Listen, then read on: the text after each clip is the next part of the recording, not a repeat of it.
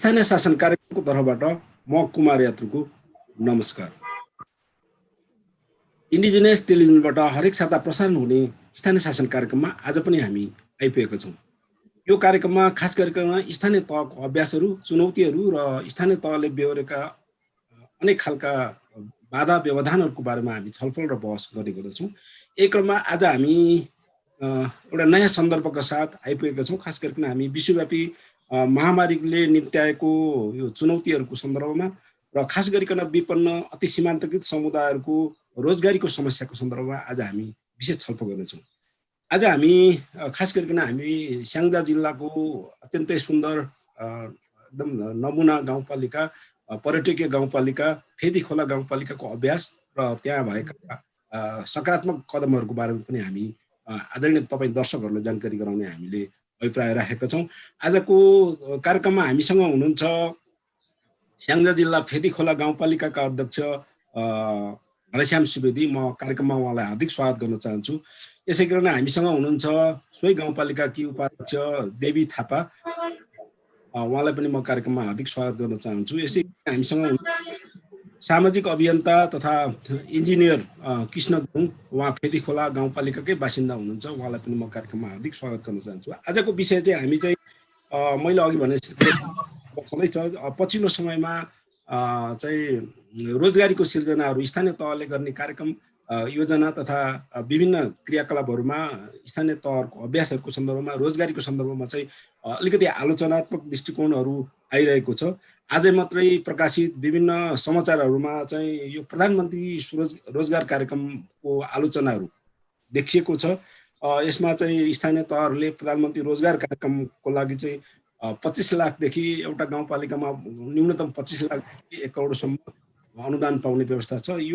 यसको चाहिँ कार्यान्वयनमा चाहिँ एकदम चुनौती देखिएको छ र खास गरिकन यसले चाहिँ उपलब्धिविहीन ढङ्गले चाहिँ कार्यक्रमहरू कार्यान्वयन भएको आजको समाचारमा रिपोर्ट छ। यो सन्दर्भमा पनि हामी छलफल गर्नेछौँ र फेदीखोला गाउँपालिकाले रोजगार, स्वरोजगार तथा विपन्न मजदुरहरूको सन्दर्भमा केही राम्रो कामहरू गरेको हामीले सुनेका छौँ। यसबारे पनि हामी छलफल गर्नेछौँ र वैदेशिक रोजगारको सन्दर्भ पनि फेदीखोला गाउँपालिकासँग जोडिन्छ, किनभने वैदेशिक रोजगारको सुरुवात नै स्याङ्जा जिल्लाबाट सुरुवात भएको हो र वैदेशिक रोजगारको सन्दर्भमा फेदीखोला गाउँपालिकाले के अभ्यास गरेको छ। खास गरिकन यो कोरोना महामारीका कारण स्वदेश फर्केका वैदेशिक रोजगारबाट फर्केर आएका कामदारहरूको सन्दर्भमा पनि हामी चाहिँ केही टिप्पणीहरू राख्ने जमर्को गर्नेछौँ। एक क्रममा सबैभन्दा पहिला म छोटोमा आफ्नो चाहिँ फेदीखोला गाउँपालिकाको परिचय राख्दिन। म गाउँपालिकाको उपाध्यक्ष देवी थापालाई म अनुरोध गर्दछु। खास गरिकन हाम्रो दर्शकहरूलाई चाहिँ फेदीखोला गाउँपालिका कहाँ पर्छ, यसको जनसङ्ख्याको बनावट के छ र यसको चाहिँ भौगोलिक वातावरण कस्तो छ भन्ने बारेमा एकदम छोटोमा राख्दिन म अनुरोध गर्छु। त्यसपछि म अरू विषयमा प्रवेश गर्छु। सबैभन्दा पहिला म उपाध्यक्ष देवी थापाज्यू। फेदीखोला गाउँपालिका स्याङ्जा जिल्ला गण्डकी प्रदेशको स्याङ्जा जिल्लाको उत्तरी पश्चिम भेगमा पर्ने एउटा स्थानीय तह हो, जसको स्थानीय तह हो र यसले स्याङ्जा जिल्लाको उत्तरी भेगमा पर्ने एउटा पहाडी जिल्ला, पहाडी भूभाग भएको क्षेत्र हो र जहाँ हाम्रो विभिन्न जङ्गल, विभिन्न खालका खेतीयोग्य जमिन रहेको यो फेदीखोला गाउँपालिका भूगोलकै हिसाबले सानो र जनसङ्ख्याको हिसाबले पनि लगभग 14,000 जनसङ्ख्या भएको यो जिल्ला फेदीखोला स्थानीय तह हो र यहाँ हाम्रो फेदीखोलामा चाहिँ अलि भौगोलिक बनावट चाहिँ अलि पहाडी भएको र फेदीखोला गाउँपालिका पोखरा महानगरपालिकाको नजिकमा रहेको एउटा स्थानीय तह भएको कारणले यहाँबाट बसाइसराईको अवस्था पनि रहेको छ र फेदीखोला गाउँपालिकाबाट पोखरा काठमाडौँदेखि लिएर वैदेशिक रोजगारमा जाने व्यक्तिहरू पनि प्रचुर मात्रामा यहाँ थुप्रै वैदेशिक रोजगारमा जाने व्यक्तिहरू हुनुहुन्छ र वैदेशिक रोजगारमा जाँदै गर्दाखेरिमा युके अनि त्यसपछि अन्य विभिन्न देशहरूमा चाहिँ बसाइसराई समेत गरेर यहाँका जनताहरू बाहिर जाने अवस्था सिर्जना भइरहेको छ र यहाँको जनसङ्ख्या पनि थोरै रहेको अवस्था रहेको छ। हस्, बहुत धन्यवाद छ। म पछि अरू सन्दर्भमा यहाँसँग आउनेछु। अब म इन्जिनियर कृष्ण गुरुङका जान चाहन्छु। उहाँ चाहिँ एकदम सामाजिक अभियन्ता पनि हुनुहुन्छ, उहाँ रोजगारी सम्बन्धी, वैदेशिक रोजगार सम्बन्धी पनि जानकार व्यक्तित्व हुनुहुन्छ र पेसाले इन्जिनियर हुनुहुन्छ। अब यो सन्दर्भमा तपाईँलाई चाहिँ म युवाहरू वैदेशिक रोजगारमा गएका छन्, यो हाम्रो एकदम सत्य कुरा हो, हामी सबैलाई थाहा भएकै कुरा हो। तर कोरोनाको पछिल्लो कोरोनाको कहरले गर्दाखेरि वैदेशिक रोजगारबाट युवाहरू पनि स्वदेश फर्किने क्रम जारी छ। तर स्वदेश फर्केपछि उहाँहरूले स्वदेशमा चाहिँ रोजगारीको अवसरहरू नपाउँदाखेरि, स्वरोजगारको कुराहरू नपाउँदाखेरि फेरि वैदेशिक रोजगारमा जानुपर्ने उनीहरूको खोजी पनि सुरु भएको छ।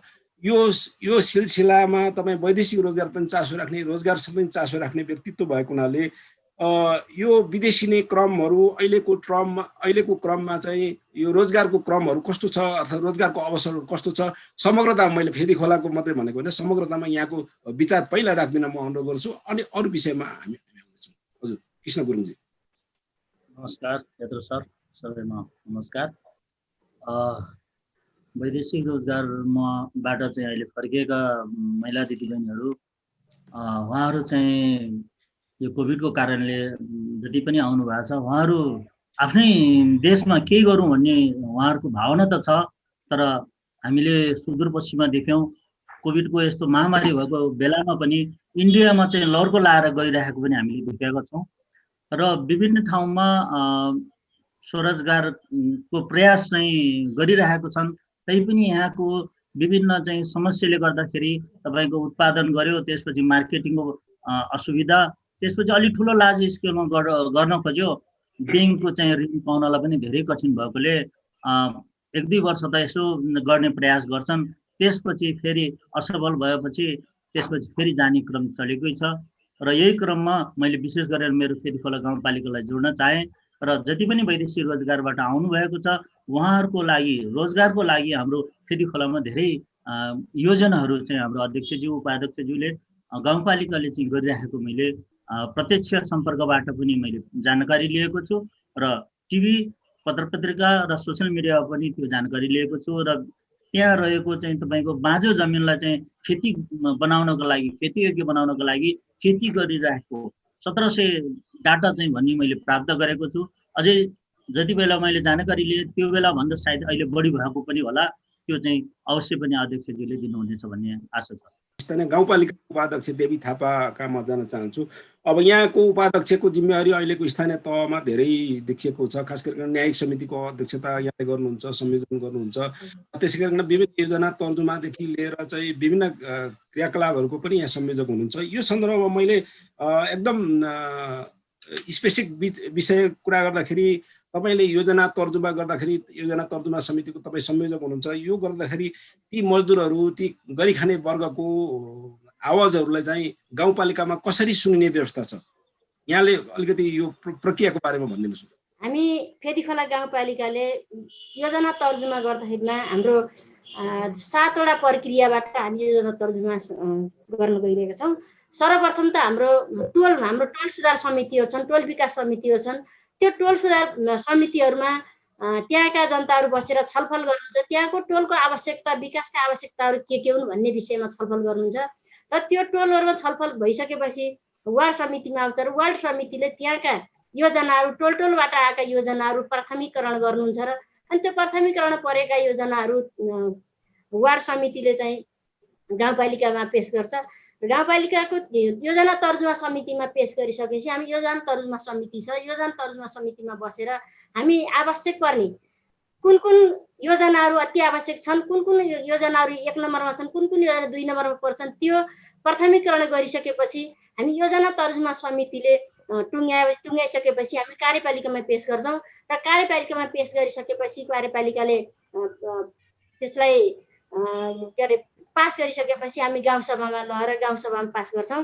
र खास गरेर योजना तर्जुमा समितिमा बसेर हामी समग्र फेदीखोला गाउँपालिकाका योजनाहरू के हुन्, यहाँको नीति के हुने, हामीले कुन क्षेत्रमा योजनाहरू सञ्चालन गर्ने, हामीले स्वास्थ्यको क्षेत्रमा के गर्ने, शिक्षाको क्षेत्रमा के गर्ने, त्यसपछि रोजगारीको क्षेत्रमा के गर्ने, आय आर्जनका विषयमा के गर्ने, कृषिका क्षेत्रमा के गर्ने र खाद्य सुरक्षा सञ्चालनको लागि हामी के गर्ने भन्ने विषयमा हामी पहिला नीतिगत विषयमा छलफल गर्छौँ र नीति तर्जुमा गर्छौँ र त्यो नीति अनुसारको हामी बजेटिङ गर्छौँ र बजेट पनि त्यही नीति अनुसार हामीले बजेट बाँडफाँड गरेर हामीले अन्तिम टुङ्गो चाहिँ हामी गाउँसभाबाट गर्छौँ। यसरी मैले सोध्न खोजेको श्रमिक वर्गहरूको तपाईँको योजना तर्जुमा प्रक्रियामा टोलमा जानुहुन्छ, वडामा बडा हुँदै आउँछ, तर श्रमिक वर्गहरूको आवाज सुन्ने कुनै खालको संयन्त्र छ कि छैन, मैले त्यो सोध्न खोजेको।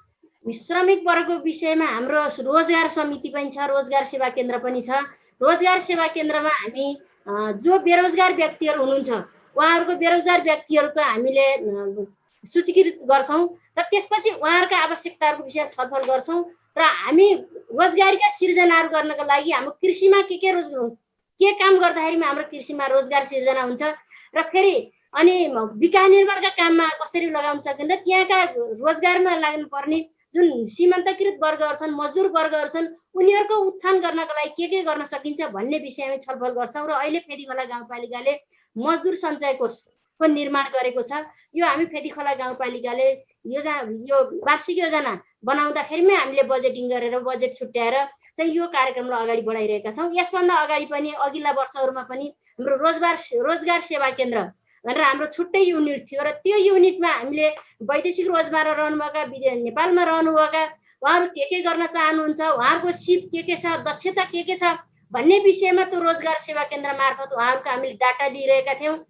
र अहिले त्यो डाटा लिइसकेपछि हामीले रोजगार सेवा केन्द्र मार्फत र अनि यो मजदुर सञ्चय कोष निर्माण गरेर फेदीखोला गाउँपालिकाभित्र सार्वजनिक क्षेत्रका जुन योजनाहरू छन् ती योजनामा काम गर्ने मजदुरहरूलाई यो मजदुर सञ्चय कोष निर्माण गरेर त्यो मजदुर सञ्चय कोषमा उहाँहरूको 15% उहाँहरूको खातामा राख्ने र 15% गाउँपालिकाले थप्ने गरी हामीले मजदुर वर्गहरूलाई चाहिँ मजदुर सञ्चय कोष मार्फत उनीहरूको के अरे आर्थिक अवस्था सिर्जना गर्ने, आर्थिक अवस्थालाई उकास्ने हामीले योजनाहरू ल्याएका छौँ।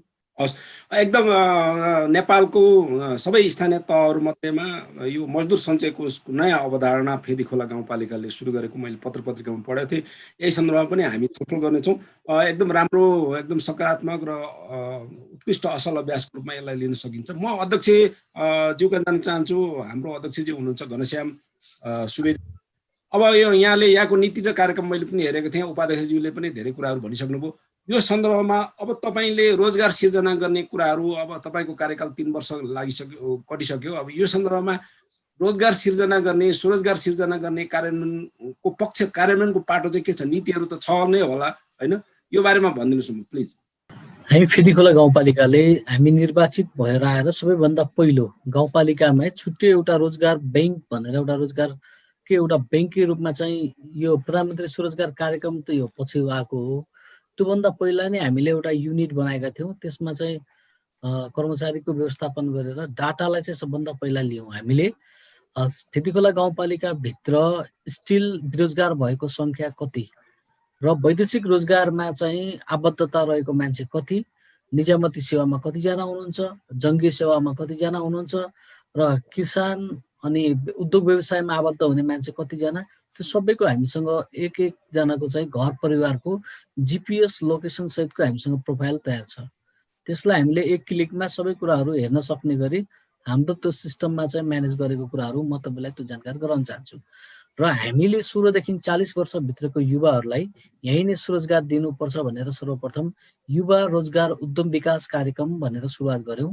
त्यो व्यक्तिगत हिसाबले भन्दा पनि समूहगत हिसाबले हामीले लगानी गर्ने गरी प्रत्येक युवालाई चाहिँ हामीले उद्यमको उद्देश्य अनुरूप र उद्यमलाई पिउ पुँजीको रूपमा चाहिँ उहाँहरूलाई काम गर्नको निम्ति अवेरनेस गर्ने र पैसा पनि दिने, बिना ब्याज बिना धितो हामीले 5 लाख रुपियाँसम्म, त्यो फेरि टोटल्ली 100% अनुदान होइन, त्यो चाहिँ फिर्ता गर्ने गरी सुरुको वर्षमा लगानीको वर्ष हुन्छ, दोस्रो वर्षमा 15% दरले फिर्ता गर्ने एवं 3% दरले अन्तिम वर्षसम्म उहाँहरूले 5 लाख रुपियाँ गाउँपालिकाले गरेको लगानी सबै फिर्ता हुने गरी त्यो मोडलबाट हामीले अगाडि बढायौँ। र अहिले हामीले यस्तै गर्दै धन्नै 324 जना भन्दा बढीलाई प्रत्यक्ष लगानी गरिरहेका छौँ भने यो वर्ष हामीले चाहिँ 1 करोड रुपियाँ सबैतिरबाट यसैको निम्ति 50 लाख रुपियाँ छ र अन्य विभिन्न कोभिडसँग जोडिएका सन्दर्भमा युवाहरूलाई लगानी गर्ने, वैदेशिक रोजगारमा जोडिएका युवाहरूलाई र अन्य फेरि प्रधानमन्त्री रोजगारको कार्यक्रमको समेत जोड्दाखेरि त हामीसँग 2-2.5 करोड भन्दा बढीको बजेट प्रत्यक्ष रोजगारमा नै लगाउने गरी यो खालको बजेट हामीसँग उपलब्ध भएको छ भने गाउँपालिकाले निस्वार्थतर्फ र सशक्ततर्फको गरेर यो कार्यक्रमलाई हामीले अगाडि बढाइरहेका छौँ भने यो वर्ष हामीले धेरै मान्छेहरूलाई यसमा इन्गेज गराउनको निम्ति हामीले यति बेला ओरिएन्टेसन गरिरहेका छौँ र रोजगार शाखालाई चाहिँ व्यवस्थित तरिकाले उहाँहरूले आफ्नो विभिन्न नमिलेका कार्यविधिहरू बनाउने, गाउँपालिकामा छलफल गर्ने, नीतिगत हिसाबले हामीले काम गर्दाखेरि हाम्रा मेकानिजमहरू यो कार्यक्रम त ल्यायौँ। अब यो कार्यक्रमलाई चाहिँ त्यो लेभलसँग पुर्याएर यसको बेनिफिट लिने व्यक्तिले कसरी सहज ढङ्गले प्राप्त गर्छ भनेर अहिले ओरिएन्टेसनको चरणमा हामी छौँ। जस्तै अस्ति भर्खरै मात्रै हामीले मजदुरहरूको हितमा हुने गरी मजदुर सञ्चित कोष सार्वजनिक निर्माणका कामलाई अघि मात्र हाम्रो उपाध्यक्षज्यूले पनि यसको बारेमा थोरै व्याख्या गर्नुभयो। म थोरै कुराहरू जोड्न चाहन्छु। यो सार्वजनिक हितमा काम गर्न चाहने मान्छेहरू फेदीखोला गाउँपालिकाको अथवा प्रदेश सरकारको अथवा केन्द्रीय सरकारको सरकारी अथवा गैर सरकारी पैसामा हुने करोडौँका योजनाहरूको काममा मजदुरहरूले यदि यहाँका मजदुरले काम नपाउने, बाहिरका मजदुरले यहीँ आएर काम गर्ने परिस्थिति के देखिएको हुनाले हामीले यसलाई चाहिँ चेन्ज गर्नको लागि अहिले मजदुरलाई त्यो कार्यक्रममा चाहिँ आबद्ध बनाउने अहिले सूचीकृत गर्दैछौँ। वार्डसम्म मङ्सिरको 7 गतेसम्म यो सूचीकृतको समय छ। हामीले प्रत्येकको एकवटा हातमा चाहिँ तपाईँको त्यो ब्रोसर पनि तयार गरेको छौँ। यो कोष के हो, यसमा आबद्ध हुँदाखेरि के कुराहरू चाहिन्छ, अनि यसमा कस्तो व्यक्ति सहभागी हुने, अनि पैसा कसरी प्राप्त हुन्छ, अनि जम्मा गाउँपालिकाले कसरी गरिदिन्छ, यो कुराहरूलाई क्लियरिफाई गर्न अब हामी फेरि प्रत्येक टोलमा जाँदैछौँ र हामीले यसलाई एकदम प्रभावकारी ढङ्गले कार्यान्वयन गर्नेछौँ। र मजदुरले जम्मा गरेको पैसा अब यो कसैको नगद पैसा चाहिँ हातमा पैसा हुँदैन, चेक सिस्टमबाट हुन्छ। चेक दिइसकेपछि ब्याङ्कमा मजदुर सञ्चित खाता भन्ने हामीले एउटा खाता बनाएका छौँ। त्यो खातामा अटोमेटिक हिसाबले उसले प्राप्त गरेको ज्यालाको पैसाको 15% ब्याङ्कले काट्दिन्छ र त्यो जम्मा भएको पैसामा फेरि गाउँपालिकाले प्रत्येक व्यक्तिको 4 महिनामा चौमासिक हिसाबले कति पैसा जम्मा गर्छ त्यति बराबर 15%को हिसाबले हामीले फेरि त्यहाँ जम्मा गरिदिन्छौँ र प्रत्येक मजदुरको घर परिवारलाई अनिवार्य स्वास्थ्य बिमामा हामीले जोड्दैछौँ। त्यसको निम्ति फेरि गाउँपालिकाले 50% प्रिमियममा पनि थप गरिदिने र 50% स्वयं मजदुरहरूले पनि त्यसमा आबद्धता गराएर स्वास्थ्यको रिस्कमा रहेको घर परिवारलाई पनि यसरी सेटल गर्ने गरी एउटा यो कार्यक्रम हामीले अगाडि बढाइरहेका छौँ भने अब विशेष गरी यो कृषितिर काम गर्ने, कृषिमा काम गर्ने किसानहरूलाई पनि हामीले उत्पादनमा आधारित कृषि अनुदानको कार्यक्रमहरू जोडेका छौँ। किसानले 100 रुपियाँको कुरा यो कृषिको अरू सन्दर्भमा आउनेछ। अहिले यो यहाँहरूले यो जुन सञ्चित कोषको अवधारणाहरू कार्यान्वयन गरिरहनु भएको छ, यसमा लाभग्राहीहरू कस्तो छन्? अर्थात् मजदुर भनेको एकदम भेग शब्द भयो, एकदम असङ्गठित क्षेत्र, सङ्गठित पनि हुँदैनन्। तिनीहरूलाई कसरी त्यहाँ चाहिँ जोड्न तपाईँहरू सफल हुनुहुन्छ? अर्थात् यसको लाभग्राही कति छन् त? यसको चाहिँ कस्तो छ भने अहिले हामीले हाम्रो फेदीखोला गाउँपालिकाको हाम्रो गाउँसभाले बनाएको कार्यक्रम हो र यसमा हामीले भर्खरै कार्यविधि पास गरेका छौँ। 1 महिना भन्दा बढी पनि भएको छैन। यो बिचमा कार्यविधिले के यसलाई व्याख्या गर्छ भने दैनिक ज्यालादारीमा काम गर्ने मान्छेहरू यो सरकारी पैसाबाट जुन हामीले खर्च गरेका योजनाहरू हुन्छ ती सबैमा काम गर्न चाहने दैनिक ज्यालादारीमा काम गर्ने व्यक्तिहरूलाई त्यहाँ हामीले सङ्गठित गर्न सक्छौँ। त्यसलाई यसरी हामीले एउटा परिभाषाभित्र ल्याएका छौँ भने यदि व्यक्तिको हकमा कसैको घरमा काम गर्न जान्छ भने त्यसलाई पनि त्यो हुन त मजदुर हो, तर यो कार्यक्रममा हामीले किन समावेश गर्न सकेनौँ भने यसलाई व्यक्तिको घरमा काम गर्ने मान्छे हाम्रो सरकारी रिपोर्टिङमा आउँदैन, त्यसको तथ्याङ्कमा व्यवस्थापन गर्न सकिँदैन। सरकारी हकमा जस्तै उपभोक्ता समितिको मानव एउटा बाटो ढलाउँ गर्ने छ, त्यो बाटोमा चाहिँ 10 लाख रुपियाँ विनियोजित छ भने त्यहाँ सूचीकृत भएका मजदुरहरू यतिजना गएका छन्, उनको डोर हाजिरीको रेकर्ड हुन्छ, अनि त्यो गाउँपालिकासँग पनि आवधिक त्यसको तथ्याङ्क हामीसँग हुन्छ। त्यो रेकर्डभित्र काम गरेको मान्छेहरूलाई अनि त्यो उपभोक्ता समितिले चेक मार्फत भुक्तानी दिन्छ र भुक्तानी दिएको आधारमा उसले ब्याङ्कमा खातामा पैसा जम्मा गर्छ। हामीले फेरि पालिकाले यहाँबाट पैसा पठाउने गरी कोष बनाएको छ। यसरी हामीले यसलाई अहिले यसरी आन्तरिक गाउँपालिकाभित्रको कुरा भयो। जस्तो फेदीखोलामा जन्म भएर पोखरामा आएर काम गर्ने मजदुरहरूको लागि, अर्थात् अब बुटोलमा घर भएर अब फेदीखोलामा काम गर्ने मजदुरको लागि कसरी सम्बोधन हुन्छ? होइन, यो अहिले हामीले फेदीखोलामा मात्रै काम गर्नेलाई मात्र राखेका छौँ। बाहिर काम गर्नेको हकमा चाहिँ यो कार्यक्रम चाहिँ अहिले कार्यान्वयन हुँदैन। यो फेदीखोलाको गाउँपालिकाको भित्र यही भूगोलमा यही हाम्रो टेरिटोरीभित्र मात्रै काम गर्नेको लागि यो हकमा हो। अरू अब त्यो दैनिक ज्यालादारी काम गर्ने अर्थात् निर्माण क्षेत्रमा काम गर्ने मात्रै हो कि अब मजदुर भनेको त कृषिमा पनि काम गर्ने होला, अरू क्षेत्रमा काम गर्नेको पनि त चेकबाट त कारोबार हुँदैन? कृषिमा काम गर्ने त तिनीहरूलाई के हुन्छ? कृषिमा पनि हुनसक्छ, तर त्यो के भने गाउँपालिकाको सरकारी पैसाबाट खर्च हुने काममा आबद्ध सूचीकृत मजदुरहरू भएकोलाई हामीले समेट्न सक्छौँ सबैमा।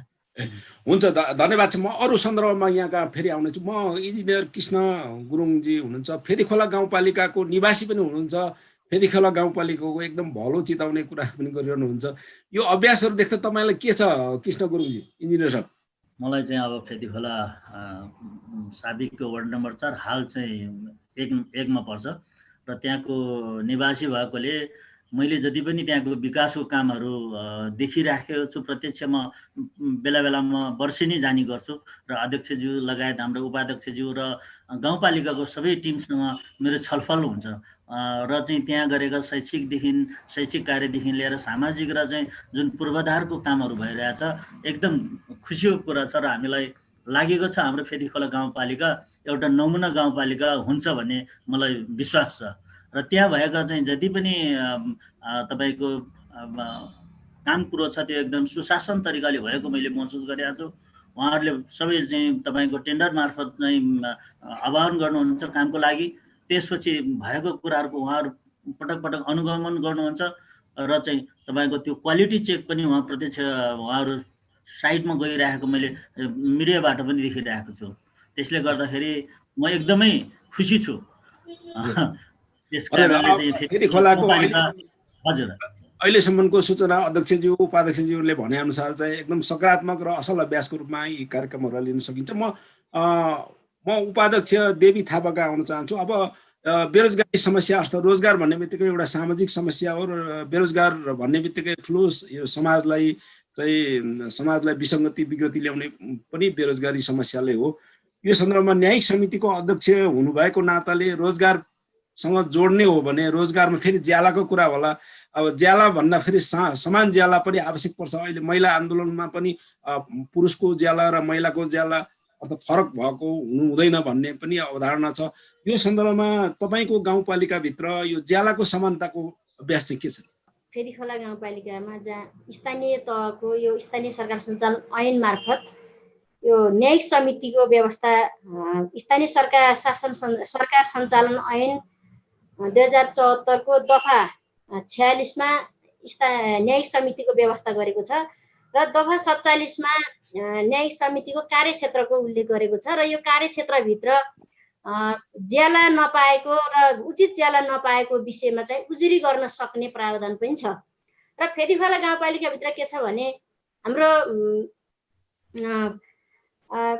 दक्ष जनशक्ति र अदक्ष जनशक्तिको जुन व्यवस्था गरेको छ, यो हाम्रो जुन दक्ष जनशक्तिलाई त्यो खालको ज्यालाको व्यवस्था छ र अदक्ष जनशक्तिलाई त्यही खालको व्यवस्था छ।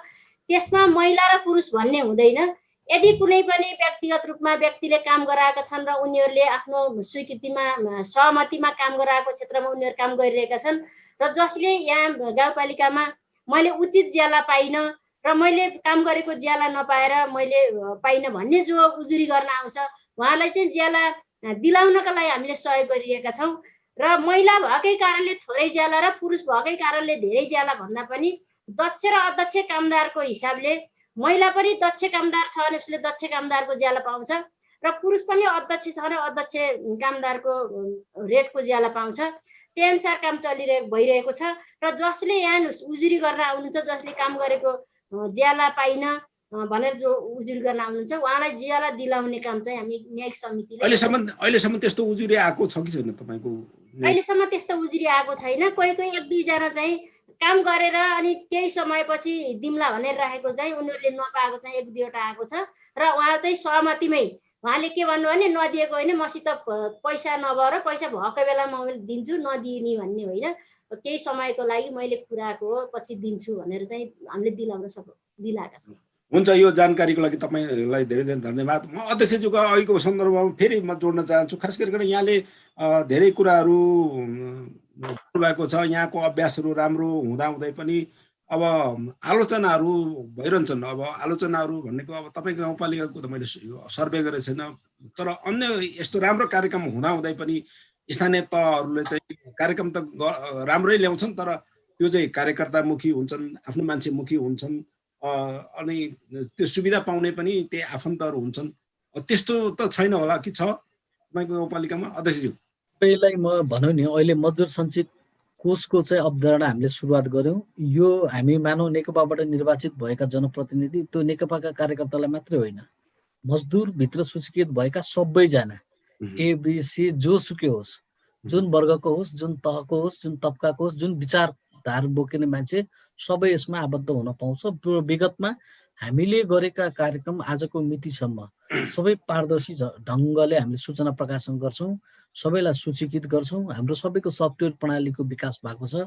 को रोजगार छ, को बेरोजगार छ, कसको घरमा कतिवटा गोठमा भैँसी छ, कुन मान्छे विदेशमा गएको छ, कसको परिवारले कति आम्दानी गर्छ, कसको आर्थिक अवस्था के छ, हामीले यही पालिकाबाटै बसेर हेर्न मिल्ने हामीले त्यो सिस्टमको विकास भएको हिसाबले त्यो अवस्थामा उनले निवेदन दिएको आधारमा चाहिँ बिजनेस प्रपोजल अथवा तपाईँको आफ्नो उद्यमको प्रपोजलको आधारमा हामीले छनौट गरेका छौँ। यहाँभित्र अब कुनै दलसँग आबद्ध भएका कार्यकर्ताहरूले मात्र पाउने भन्ने हुँदैन, त्यस्तो गुनासो आएको पनि छैन। र हामी सकभर यो कुराबाट मुक्त हुनको निम्ति पनि यो पारदर्शी प्रक्रिया सबैले देख्ने गरी यो विगतमा कोभिडको बेलामा पनि हामीले यी सिस्टमहरूलाई विकास गऱ्यौँ र अहिले पनि त्यसलाई कन्टिन्यू गरिरहेका छौँ। यो श्रमिकहरूको सञ्चित कोषको त एकदम त्यसलाई पत्याउने आधार जो श्रमिक हुन्छ हुने भयो। तर जुन यहाँले अनुदानको कुरा गर्नुभएको छ नि त, अब उद्यमशीलताको अनुदान दिने, अब त्यसमा त फेरि भनसुनको कुरा होला नि फेरि यसमा पनि बकाइदा सूचना हुन्छ। सूचना भएको आधारमा मानौँ 25 लाख बराबरको एउटा पाँचवटा जना समूहलाई दिँदैछौँ भने हामीले त्यो समूहको लागि बकाइदा एउटा कार्यविधि हुन्छ र त्यसमा छनौटका प्रक्रिया हुन्छ, नम्बर हुन्छ, त्यो समितिले छनौट गर्छ, उहाँहरू चित्त बुझ्नुहुन्छ। यदि छनौटमा परेन भने तपाईँको यो कुरामा मार्क्सहरू कम भयो, यस कारणले परेन, नेक्स्ट टाइम फेरि ट्राई गर्ने भनेर सकभर अहिलेसम्म दिएकाहरू मान्छे कमै मात्रामा, जम्मा 10% मात्रै मान्छेहरूको प्रपोजल फिर्ता भएको छ र धेरैलाई हामीले समेट्ने प्रयास गरिरहेका छौँ। अहिले पनि त्यो काममा निरन्तरता दिइरहेको अवस्था छ। त्यस्तो धेरै गुनासो नकारात्मक आएको छैन अहिलेसम्म। हजुर, अब यो यहाँले रोजगारी सिर्जनाकै हामी सिलसिलामा छौँ। रोजगारी सिलसिलामा धेरै क्षेत्रहरू भन्नुभयो। अब कृषिमा अर्थात् यहाँको भौतिक पूर्वाधार पनि होला। अब भौतिक पूर्वाधारको क्षेत्रमा त फेरि स्याङ्जाको फेदीखोला गाउँपालिकामा डोजरहरू कुदिरहेको देखिन्छ। त्यो मजदुरहरूलाई त फेरि त्यो डोजरले त असर पर्ने भयो नि त, होइन र? अब हाम्रो अलिकति धेरै नै अप्ठ्यारो ठाउँहरू, जस्तै मानव तपाईँ हाम्रो फेदीखोला गाउँपालिका भ्रमण गर्नुभएको छैन, मलाई त्यो थाहा भएन।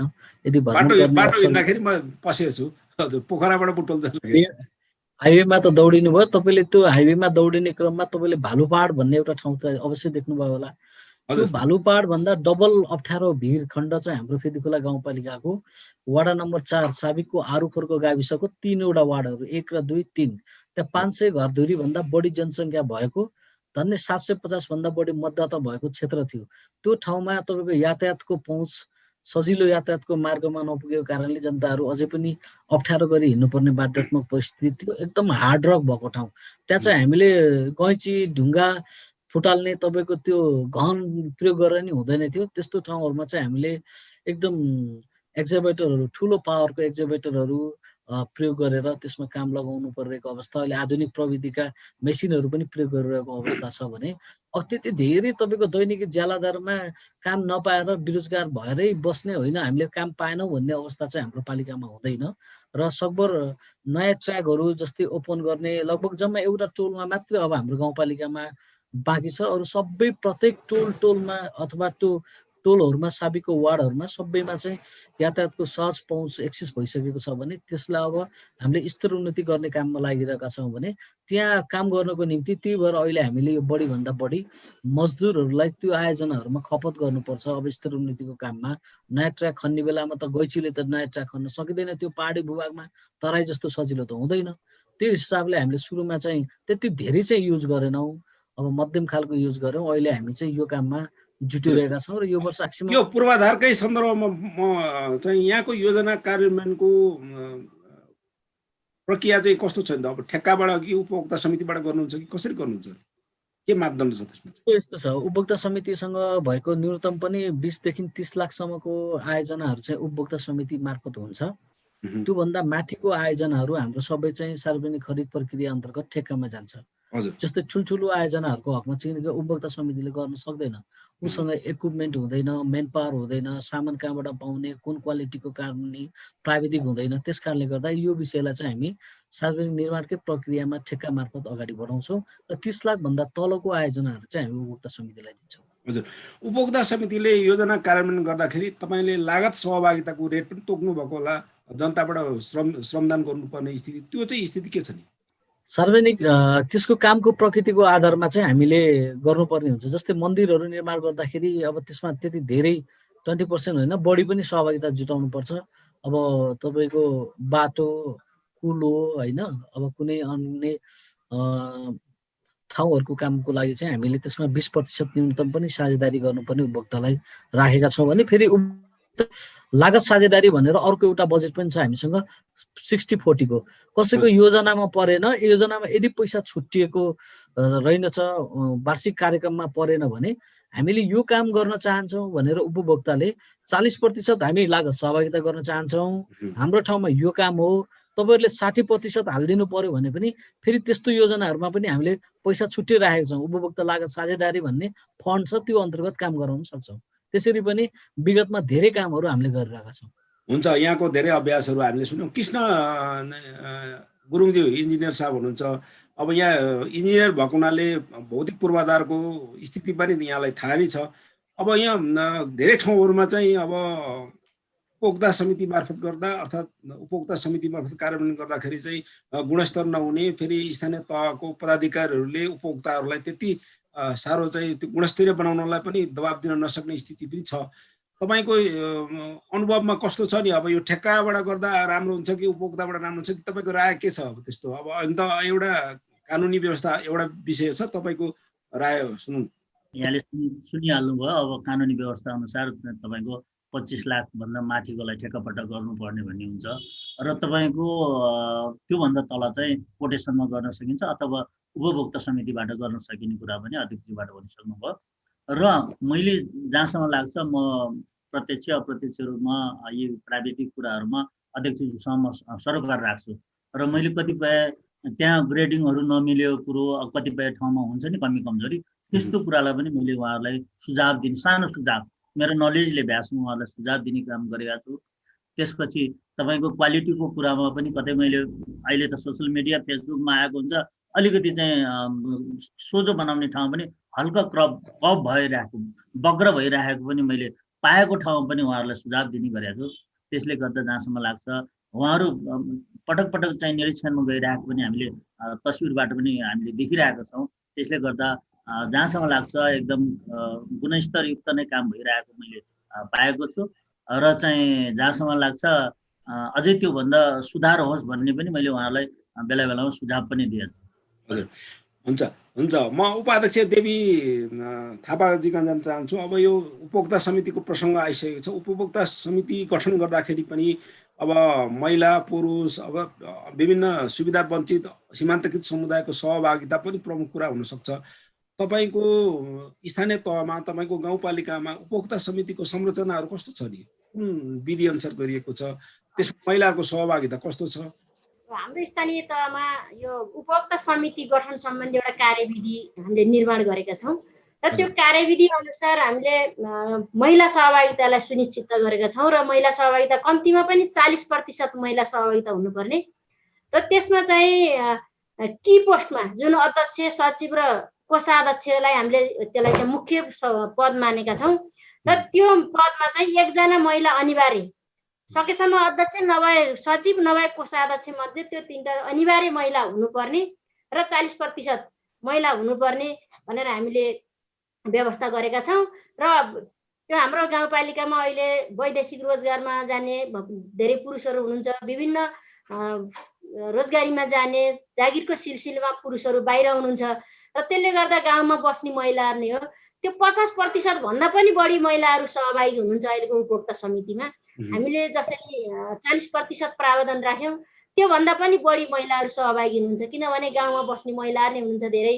त्यसैले गर्दा पनि महिलाहरूको सहभागिता छ र महिला सहभागितामा नै हाम्रो उपभोक्ता समितिहरू गठन भएका छन् र त्यही अनुसार काम अगाडि बढ्छ। अब केही स्थानीय तहहरूको हेर्दाखेरि महिलाहरू मात्रै भएको उपभोक्ता समिति गठन गर्ने तपाईँको निर्देशिकाले अर्थात् तपाईँको कार्यविधिले छुट पाउँछ कि पाउँदैन तपाईँको गाउँपालिका? त्यो त विषय हेरेर पनि पाउँछ, सबै महिला मात्रै भएको पनि पाउँछ। अब हाम्रो कृषि समूहहरू छन्, दिदीबहिनी कृषक समूह भन्ने समूह छ, उहाँ सबै महिलाहरू मात्रै हुनुहुन्छ र महिलाहरू मात्रै पनि पाउँछन्। तर महिलाहरू मात्रै राखिन्न, हामीले त पुरुषहरूलाई पनि मिसाउनुपर्छ, किनभने हाम्रो समाजमा महिला र पुरुष समान सहभागिता भयो भने काम गर्न सहज हुन्छ भन्ने हाम्रो धारणा छ। त्यही अनुसार हामीले महिला पुरुष मिलाएरै बनाउने प्रावधान छ।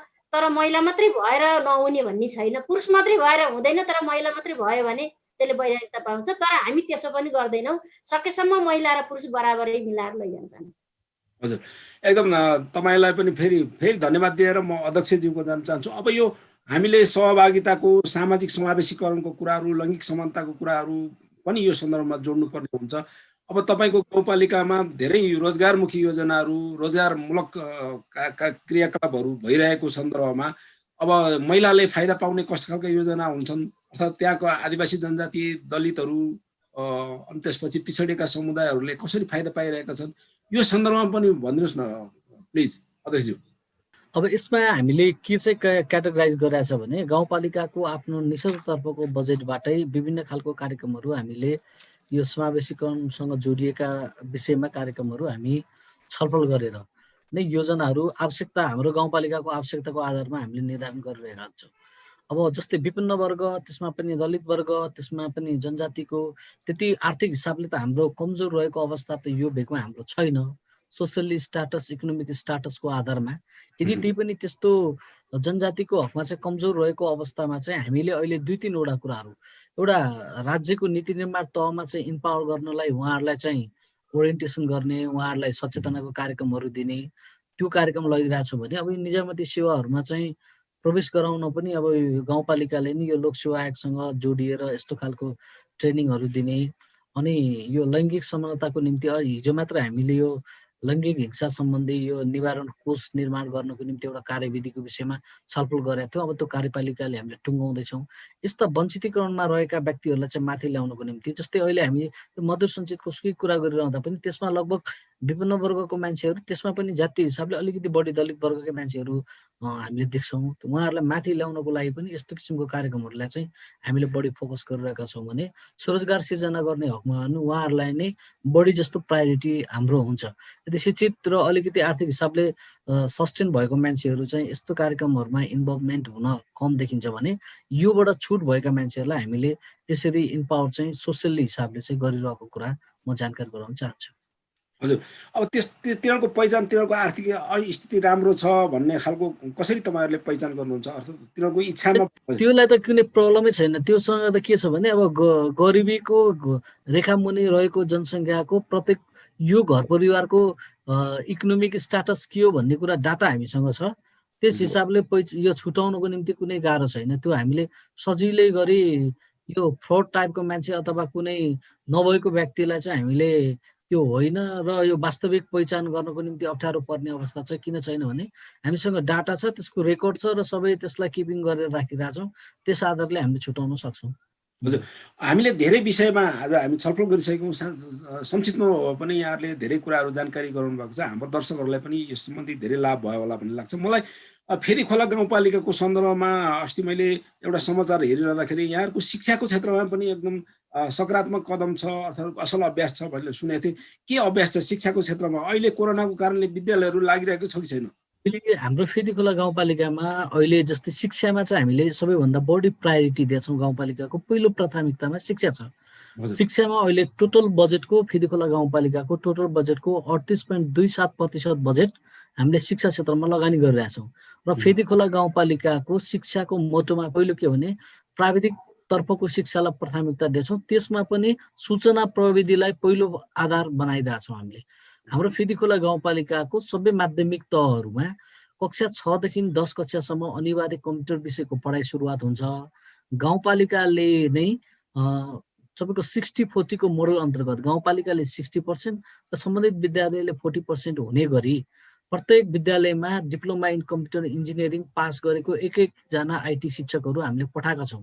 अहिले विगत 2.5 लगभग हाम्रो 2.5 वर्ष भइसक्यो त्यो शिक्षकहरू मार्फत उहाँहरूलाई चाहिँ पढाइ भइरहेको अवस्था छ र त्यो 10 क्लास अथवा एससी पास आउट भएको विद्यार्थीलाई फेरि हामीले 11-12मा डिप्लोमा इन कम्प्युटर इन्जिनियरिङ भन्ने विषय चाहिँ सम्बन्धन लिएर सिटिभिटीबाट अहिले त्यो पढाइ भइरहेको छ र त्यसमा पनि अझै विशेष गरी हामीले पढ्न नसक्ने मेहनती विद्यार्थी जसको आर्थिक अवस्था कमजोर छ भने त्यस्तोलाई गाउँपालिकाले आफै स्कलरसिप दिएर पनि पढाइरहेको अवस्था छ।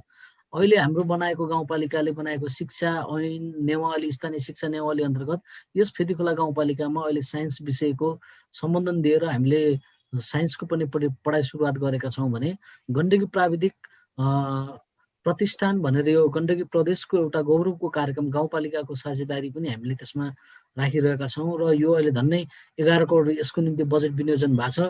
11वटा प्राविधिक धारतर्फको सब्जेक्ट पढाइ हुने गरी अहिले त्यसको कोर्स डिजाइनको काम अगाडि बढिरहेको छ भने बिल्डिङ निर्माणको निम्ति डिपिआरको कामहरू अगाडि चढिरहेको छ।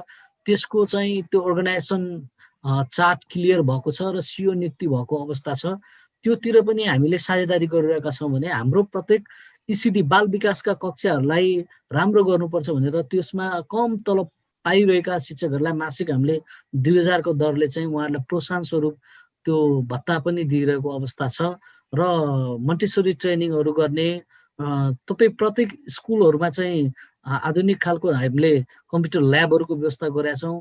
हाम्रो फेदीखोला गाउँपालिकामा 38वटा टोलहरूमा अप्टिकल फाइबर इन्टरनेटको एक्सेस पुगेको छ भने अहिले भर्चुअल क्लास मार्फत प्रत्येक स्कुलमा 1 रुपियाँ पनि तिर्न नपर्ने गरी हामीले 2 वर्षसम्म फ्री इन्टरनेटको एक्सेस पुर्याएका छौँ। 2 वर्षसम्म हाम्रो सामुदायिक विद्यालयहरूले 1 रुपियाँ पनि तिर्नु पर्दैन, सबैमा अप्टिकल फाइबर इन्टरनेटको जडान भएको छ। हाम्रो सबै प्रविधियुक्त स्कुलहरू छ, त्यसमा चाहिँ हामीले टिचरहरू पनि पठाएको कुराहरू अघि नै जानकारी गरायौँ। अनि हामीले अहिले त्यो भर्चुअल क्लास जो चाहिँ लगभग 60 देखि 65% भर्चुअल क्लासमा आबद्ध भएका विद्यार्थीहरूलाई चाहिँ हामीले एप्लिकेसन मार्फत पढाइ गरिरहेका छौँ भने त्योबाट वञ्चित भएका विद्यार्थीलाई टोल सिकाइ कार्यक्रम र त्यसबाट पनि वञ्चित भएकाहरूलाई हाम्रो गाउँपालिकाको शिक्षा शाखाले र सम्बन्धित एक्सपर्ट टिचरहरूले तयार गरेको भर्चुअल क्लासहरू सञ्चालन भइरहेको छ र प्रत्येक टोलमा अनुगमन गर्नको निम्ति हामीले अहिले 11वटा टोल सिकाइ समितिहरू निर्माण गरेका छौँ र जसले टोलबाट कस्तो काम भइरहेको छ, कस्तो पढाइ भइरहेको छ त्यसको चाहिँ मासिक रिपोर्टिङ गाउँ शिक्षा समितिमा हुन्छ। यसरी यो कोभिडको बेलामा पनि जस्तै विद्यार्थी सङ्ख्या कम भएको र स्वयं त्यही गाउँमै रहेका शिक्षकहरू हुनुहुन्छ, बन्द ठाउँको गाउँहरू छ भने त्यहाँ हामीले भौतिक उपस्थितिमै विद्यालयहरू सञ्चालन गरिरहेका छौँ। अहिले जस्तै वडा नम्बर 4 हाम्रो जुन साबिकको आरुखरको ठाउँ त्यहाँ हाम्रो वडा शिक्षा समितिले अहिले सबै स्कुलहरूमा फर्स्ट टर्म एक्जाम गरिसकेको छ। अब 2-4 दिनमा त्यसको पहिलो रिजल्ट आउँदैछ, प्रकाशन हुँदैछ। अहिले रोकिएका एक्जामहरू जस्तै 11 कक्षाको यो पनि हाम्रो गाउँपालिकामा अब पर्सिबाट सुरुवात हुँदैछ। यस्तो कुराहरूलाई चाहिँ हामीले कन्टिन्यू गरिरहेका छौँ र अलि रोडेड साइड जस्तो पोखराबाट आउने शिक्षकहरू सिधै अलिक कोभिड प्रभावित हुनसक्छ भनेर त्यस्तो विद्यालयहरूलाई बढी जस्तो भर्चुअल माध्यममा बढाइरहेका छौँ भने जो अलिकति दूरीले टाढा रहेको ग्रामीण क्षेत्र सहरहरू पनि त्यहीँ भएको विद्यार्थी पनि त्यहीँ बाहिर अरू कोही नआउने ठाउँलाई भौतिक उपस्थितिको आधारमा कक्षामै राखेर पढाउने काम पनि हामीले अगाडि बढाइरहेका छौँ। हुन्छ, यो शिक्षा सम्बन्धी यो सकारात्मक कुरा हुँदाहुँदै पनि मैले सोध्नुपर्ने हुन्छ। अब स्थानीय तहको जिम्मेवारीको कुराहरू यो एउटा भयो, अर्कोतिर अब स्थानीय तहले नयाँ आफ्नो स्थानीय पाठ्यक्रम निर्माण गर्नुपर्ने र मातृभाषाको शिक्षाहरू सुरु गर्नुपर्ने, यो सन्दर्भमा चाहिँ तपाईँको के विकास छ? यसको विषयमा अहिले हाम्रो फेदीखोलाको गाउँ सभाले हाम्रो यो 77-78 को वार्षिक बजेटमा स्थानीय पाठ्यक्रम निर्माणको निम्ति बजेट विनियोजन भएको छ भने अहिले भर्खरै हामीले एउटा अस्ति प्रारम्भिक एउटा यो सम्बन्धी विज्ञ सरहरूसँग छलफल गरिरहेका छौँ। अहिले एउटा मलाई प्रपोजल तयार पनि भएको छ। अब हामी लगत्तै तयार पछाडि नै यो स्थानीय पाठ्यक्रम निर्माणको प्रक्रियामा विशेष गरी 2वटा विषयलाई आधार बनाएको छौँ। मातृभाषाको विषयमा चाहिँ हाम्रो फेदीखोला गाउँपालिकामा जातिगत अवस्थाको आधारमा एउटैको अलिकति बढी बाहुल्यता रहेको अवस्था हामीले त्यति धेरै देख्दैनौँ र हामीले अलिकति बढी गुरुङ भाषाको यहाँ चाहिँ हाम्रो यो आदिकवि हर्क गुरुङको जन्मस्थान पनि हो। उहाँलाई नै गाउँपालिकाले अहिले उहाँको शालिग निर्माण गर्दैछ र उहाँका पुराना कुराहरू उहाँका लिपिबद्ध भएर छोडेका कुराहरूलाई प्रकाशन गर्नको निम्ति एउटा फाउन्डेसन बनाएको छ गाउँपालिकाबाटै। त्यस्तो कुराहरूमा चाहिँ हामीले स्थानीय करिकुलममा 2-4वटा च्याप्टर चाहिँ हामीले लैजान सक्छौँ। तर मातृभाषामै अध्ययन गराउने कुरा चाहिँ हाम्रोमा त्यो चाहिँ अलिक सङ्ख्यात्मक हिसाबले 60%, 70%सम्म एउटै जातिको मात्रै बाहुल्यता भएको ठाउँमा हामीले गर्न सक्छौँ। तर यहाँ रेसियोमा हेर्दाखेरि 17-20 त्यस्तो भन्दा कसैको पनि जाँदैन। लगभग एउटै एभरेज भएको हिसाबले हामीले यो विषयमा भन्दा पनि उद्यमशीलता र यहाँको स्थानीय आवश्यकताको आधारमा करिकुलम बनाउने काममा जोड दिइरहेका छौँ। हजुर अध्यक्षज्यू, अब धेरै विषयमा आइसक्यो, हाम्रो समय पनि एकदम थोरै भएको हुनाले अन्तिममा यी कार्यक्रमहरू गर्दाखेरि तपाईँलाई स्रोतको व्यवस्थापन चाहिँ कसरी हुन्छ, छोटोमा भनिदिनु होला प्लिज।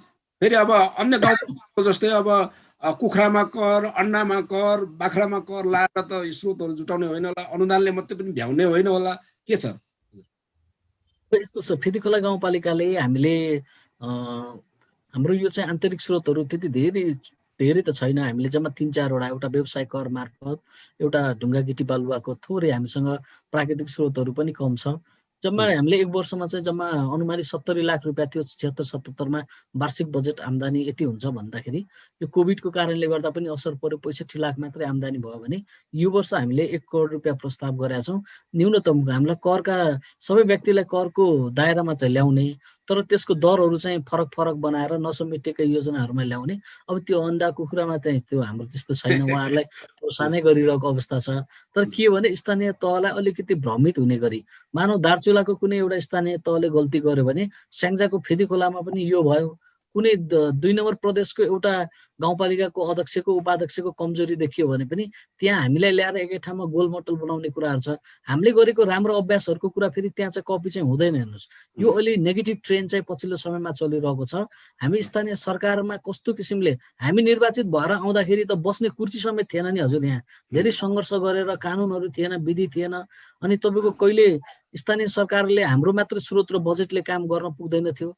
यहाँ त चालु प्रकृतिको हिजो जिल्ला शिक्षा कार्यालयले खुवाउने तलब अहिले स्थानीय तहले खुवाउनु परेको छ।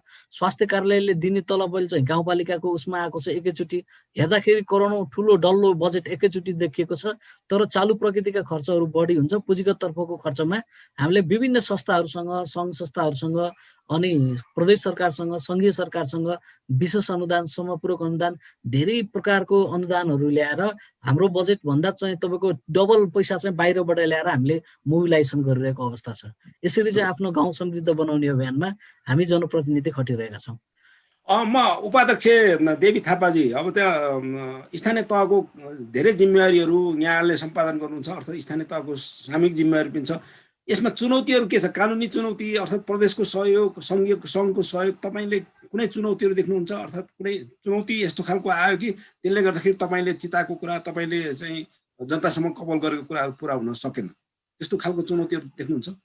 चुनौतीहरू थुप्रै छन्। हामी भर्खरै नयाँ निर्वाचन भएर आएको यो सङ्घीय व्यवस्था चाहिँ भर्खर लागू भएको अवस्थामा बुझाइ पनि पुरानै खालका छन् धेरैहरू। अनि त्यसपछि नीति निर्माणका कुराहरू छन्, कानुनका कुराहरू छन्। सङ्घीय तहमा बन्न पर्ने कानुनहरू अझै निर्माण भइसकेका छैनन् र त्यसको अधीनमा रहेर गाउँपालिकाले नीति निर्माण गर्नुपर्ने हुन्छ, आफ्ना कानुनहरू बनाउनु पर्ने हुन्छ र कानुनका कुराहरू पनि केही कमी कमजोरी अझै पनि बाँकी छन्। र अर्को कुरो चाहिँ बुझाइमा पनि के फरक छ भने अहिले पनि सङ्घीय तह र सङ्घीय व्यवस्था र पुरानो व्यवस्थाको बिचको अझै पनि बुझाइमा त्यति फरक आइसकेको छैन। हिजोको अवस्था र आजको अवस्था फरक छ। तर हामीले चुनौती के छ भने विभिन्न कानुन बनाउनु पर्ने छ। कानुन निर्माण नगरिकन हामीले काम गर्न पाउँदैनौँ र कानुन निर्माण गर्नुपर्ने हुन्छ। फेरि कानुन निर्माण गर्दाखेरिमा सङ्घ र प्रदेशका कानुनहरूसित बाजिन नहुनेछ र फेरि सङ्घ र प्रदेशमा बन्नुपर्ने कानुनहरू केही नबनेको कारण फेरि गाउँपालिकाले बनाएका कानुनहरू फेरि हामीले पहिला बनाउने, त्यसपछि सङ्घले बनाउँदा फेरि बाजियो भने त्यो फेरि मान्ने नहुने खालको छन्। यस्ता खालका विभिन्न विषयहरू चाहिँ एउटा ट्रान्जिट पोइन्ट जस्तो अहिले यो सङ्घीय अवस्था व्यवस्था लागू भइसकेपछि विभिन्न अवस्थाहरू छन्। यी चुनौतीहरू, यस्ता चुनौतीका बावजुद पनि हामीले विभिन्न कामहरू गर्न परिरहेको छ। हजुर, अब म कार्यक्रममा एकदम म बिट मार्नतिर जान चाहन्छु। कृष्ण गुरुङजी, इन्जिनियर कृष्ण गुरुङजी, अहिलेको हामीले छलफल गऱ्यौँ। तपाईँ एकजना सामाजिक अभियन्ता हुनुहुन्छ, रोजगारको सम्बन्धी जानकारी दिनुहुन्छ, प्राविधिक रूपमा इन्जिनियर हुनुहुन्छ। अहिलेको कुराकानीबाट हामीले के शिक्षा ग्रहण गर्ने र के सन्देश दिन सकिन्छ होला? प्लिज तपाईँले छोटोमा भनिदिनु न, उपाध्यक्षज्यू अनि अन्तिममा अध्यक्षज्यूलाई बाट चाहिँ छोटोमा म प्रतिबद्धता र आफ्नो सन्देशहरू लिन चाहन्छु। कृष्ण गुरुङजी। अहिले अध्यक्षज्यू र हाम्रो उपाध्यक्षज्यूले भनिसक्नुभयो विभिन्न कृषि क्षेत्रमा, त्यसपछि अरू शैक्षिक पूर्वाधार भयो, त्यसपछि सामाजिक जति पनि गर्नुपर्ने कार्यहरू गर्नु भएको छ। यो एउटा चाहिँ साँच्चै भन्नुपर्दा एउटा उदाहरणीय कार्य छ र यो फेदीखोला गाउँपालिकाले गरेका जुन प्लानिङको कुरा छ, त्यसपछि इम्प्लिमेन्टेसनको कुरा छ र त्यो चाहिँ अरू गाउँपालिकाले पनि कपी गर्दै लयो भने जहाँसम्म लाग्छ यो एकदम सफल हुन्छ र त्यहाँको स्थानीय जनताले सुविधा पाउँछन् भन्ने मैले आशा लिएको छु। हस्, धन्यवाद। उपाध्यक्षज्यू केही छ सन्देशको रूपमा केही दर्शकहरूलाई अर्थात् तपाईँको गाउँपालिकाको जनतालाई? सन्देशको रूपमा के भन्न चाहन्छु भने हामी विभिन्न काम गर्दाखेरिमा सबै मिलेर जुटेर काम गरौँ, आफ्नो काम आफै गरौँ र आफ्नो गाउँ बनाउने सन्दर्भमा हामी आफैलाई जागरुक बनाउँ। बाहिरको मान्छेहरू कसैले बनाइदिन्न, हाम्रो गाउँ आफैले बनाउने हो र हामी सबै मिलेर काम गर्न थाल्यौँ, विकास निर्माणतिर जुट्यौँ भने काम गर्न सकिन्छ। हामीले अरूको मुख ताक्ने होइन कि हामीले हाम्रो गाउँपालिकाभित्र भएको साधन र स्रोतलाई उचित उपयोग गर्दै यो गाउँपालिकाको निर्माण गर्नको लागि, गाउँपालिका समृद्धि गर्नका लागि हामीसित जे प्राकृतिक स्रोत र साधन हामीसित छ त्यसैलाई उपयोग गर्दै अगाडि बढ्नको लागि हामी सबै जागरुक बनाउँ र यी विभिन्न काममा नकारात्मकतिर होइन सकारात्मक तरिकाले जुटौँ भन्ने मैले यहाँहरूप्रति अनुरोध गर्छु। हजुर, अध्यक्षज्यूको केही सन्देश हजुर प्लिज। धन्यवाद। यो अहिले कोभिड-19 को संक्रमणको र यसको चाहिँ प्रभावले सबै क्षेत्र विश्व नै आक्रान्त बनिरहेको अवस्थामा हामी पनि योबाट अछुत हुन सकिरहेको छैनौँ। हामीलाई प्रतिकूल समय छ। विकास निर्माणदेखि अर्थतन्त्रमा, यसको शिक्षा क्षेत्रमा, सामाजिक जीवन, प्रत्येक व्यक्तिको घर जीवन सबैलाई यसले असर गरिरहेको छ। यो संक्रमणको बेलामा गाउँपालिकाले हामीले धेरै मेहनत गरेर हाम्रो जनतालाई सुरक्षित स्वस्थ बनाउनको निम्ति अधिकतम प्रयास गरिरहेका छौँ। हजुरहरूले नेपाल सरकारले दिएको जुन विभिन्न किसिमका स्वास्थ्य सम्बन्धी कोड अफ कन्डक्ट छ त्यसभित्र रहेर आफू पनि सुरक्षित भइदिनु होला र गाउँपालिकाले जारी गरेका निर्देशिकालाई फलोअप गरिदिनु होला र पालना गरिदिनु होला। म यो कुराहरू जानकारी गराउन चाहन्छु र विशेष गरी हामीले यो कोभिड म्यानेजमेन्टमा धेरै मेहनत गरिरहेका छौँ र अहिले पनि हाम्रो आइसोलेसन वार्डमा हाम्रो पोजिटिभ बिरामीहरू हुनुहुन्छ, उहाँलाई उपचार गराइरहेका छौँ। ठाउँ ठाउँमा पोजिटिभ देखेको ठाउँमा कन्ट्याक्ट ट्रेसिङ गर्ने कामहरू लगायत प्रत्यक्ष घरमा रहेका र क्वारेन्टाइनमा रहेका व्यक्तिहरूको उच्च मनोबल पार्नको निम्ति बेला बेलामा हामी आफै स्वयं भौतिक हिसाबले उपस्थित भएर पनि त्यहाँ काम गरिरहेका छौँ र यो कोभिडको कारणले रोजगारबाट विमुख भएका व्यक्तिहरूलाई हामीले पटक पटक भर्चुअल माध्यमबाट टोलमा गएर पनि तपाईँ रोजगारसँग जोडिनुहोस्, यो कार्यक्रमहरू हाम्रो पालिकामा छ भनेर ओरिएन्टेसनहरू गरिरहेका छौँ। हामीले यही 26 गते पनि भर्चुअल माध्यमबाट युवाहरूलाई चाहिँ ओरिएन्टेसन गर्दैछौँ र यस्तो कार्यक्रमहरूमा सबैजना जुट्नुहोस्, लाग्नुहोस्, आफ्नो स्थानीय सरकारलाई माया गर्नुहोस् र हिजो कुन अवस्थामा थियो र आज हामी कहाँ छौँ र नागरिकको दायित्व के हो। सधैँभरि हामी सरकारलाई मात्र गाली गरेर हुँदैन, आफ्नो ठाउँ आफ्नो प्रति र आफ्नो जिम्मेवारी प्रति सबै सकारात्मक भइदेऊ। म यिनै कुराहरू राख्न चाहन्छौँ र सत्यलाई सत्यताको कुरामा अगाडि बढाइदेऊ र असत्य र गलत कुराहरू छन् भने रचनात्मक हिसाबले सुझाव दिउँ। म यिनै कुराहरू चाहिँ अपेक्षा गर्न चाहन्छौँ। एक्लै हिँडेर सम्भव छैन, सबै सँगसँगै हिँड्यौँ भने हामीले एउटै दिमागबाट यो विश्वलाई सोच्न सक्छौँ। म यही कुराहरूको अपेक्षा गर्न चाहन्छु। हामी गाउँपालिका सरकारको म प्रमुख, उपप्रमुख, हाम्रा सदस्यहरू सबैजना यही कुरामा एकदम आत्मसात गरेको कुराहरू र प्रतिबद्धता म व्यक्त गर्न चाहन्छु र तपाईँलाई यो समय दिनुभयो, यो मौका दिनुभयो, त्यो प्रति आभार व्यक्त गर्दै धन्यवाद टक्राउन चाहन्छु। धन्यवाद, नमस्कार। आदरणीय दर्शकबिन, आज हामीले फेदीखोला गाउँपालिका स्याङ्जा स्थित फेदीखोला गाउँपालिकाको अभ्यासहरू र त्यहाँको चुनौतीहरूको बारेमा छलफल गऱ्यौँ। खास गरी रोजगारी सिर्जना गर्ने सन्दर्भमा त्यस गाउँपालिकाले गरेको असल अभ्यासको बारेमा पनि हामी छलफल गऱ्यौँ। हामीसँग हुनुहुन्थ्यो गाउँपालिकाका अध्यक्ष घनश्याम सुवेदी, उहाँलाई म कार्यक्रममा सहभागी हुनुभयो र हामीलाई दर्शकहरूलाई महत्त्वपूर्ण जानकारी दिनुभएकोमा धन्यवाद दिन चाहन्छु। यसै गरी उपाध्यक्ष देवी थापा हुनुहुन्थ्यो, उहाँलाई पनि महत्त्वपूर्ण सूचना तथा जानकारी दिनुभएकोमा देवी थापा उपाध्यक्षलाई पनि धन्यवाद दिन चाहन्छु। यसै गरिकन इन्जिनियर हुनुहुन्छ सामाजिक अभियन्ता कृष्ण गुरुङ, उहाँलाई पनि म कार्यक्रम यो इन्डिजिनस टेलिभिजन र इन्डिजिनियस टेलिभिजन र प्रसारण भएको स्थानीय शासन कार्यक्रमको तर्फबाट धेरै धेरै धन्यवाद दिन चाहन्छु। तपाईँ दर्शकले पनि हाम्रो कार्यक्रम हेरिदिनु भयो। तपाईँ दर्शकलाई पनि टेलिभिजनको तर्फबाट र मेरो व्यक्तिगत तर्फबाट धन्यवाद दिएर आजको कार्यक्रम यही टुङ्ग्याउन चाहन्छु। तपाईँलाई यस सम्बन्धी कुनै प्रतिक्रिया दिनको लागि हाम्रो यो छलफलको विषयमा हाम्रो यो कन्टेन्टको विषयमा कुनै तपाईँको गुनासो सुझावहरू भएमा हामीलाई यहाँ स्क्रिनमा देखिएको ठेगानामा तपाईँले इमेल गर्न अर्थात् डाइरेक्ट फोन गर्न पनि सक्नुहुनेछ। यसो भन्दै भोलि नभनौँ अर्को साता अर्को विषय अर्का अतिथि र अर्को सन्दर्भका साथ स्थानीय तहको कुनै अर्को स्थानीय तहको विषयमा हामी जानकारी लिएर उपस्थित हुनेछौँ। त्यतिन्जेलसम्मको लागि सम्पूर्ण युनिट सहित म कुमार यात्रुलाई पनि बिदा दिनुहोस्। नमस्कार।